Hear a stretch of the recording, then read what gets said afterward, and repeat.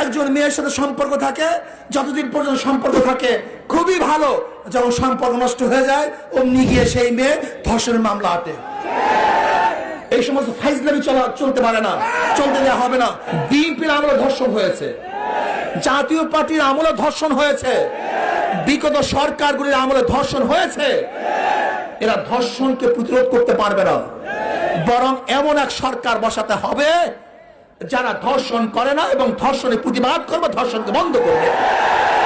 সেই সরকার ইসলামী সরকার, সেই সরকার ইসলামী সরকার। প্রিয় ভাইয়েরা আমার, আজকে ধর্ষণ বিরোধী আন্দোলন চলতেছে। এইভাবে ধর্ষণ বিরোধী আন্দোলন করলে হবে না। আমরা সবাই আমাদের সবাইকে মাঠে নামতে হবে, ঐক্যবদ্ধ আন্দোলন করতে হবে, সংগ্রাম করতে হবে, গোটা বাংলাদেশকে অবরোধ করতে হবে। যদি আমরা অবরোধ করতে পারি, আন্দোলন করতে পারি, তাহলে ধর্ষণ মুক্ত এক বাংলাদেশ আমরা দেখতে পারবো, খুনি মুক্ত এক বাংলাদেশ আমরা দেখতে পারবো, আমরা জেনা মুক্ত এক বাংলাদেশ দেখতে পারবো। আজকে ধর্ষণের বিরুদ্ধে আন্দোলন চলবে, কিন্তু জেনা বেবিচার চলবে, তাও হতে পারে না। একজন মেয়ের সাথে সম্পর্ক থাকে, যতদিন পর্যন্ত সম্পর্ক থাকে খুবই ভালো, যখন সম্পর্ক নষ্ট হয়ে যায় অমনি গিয়ে সেই মেয়ে ধর্ষণের মামলা আটে।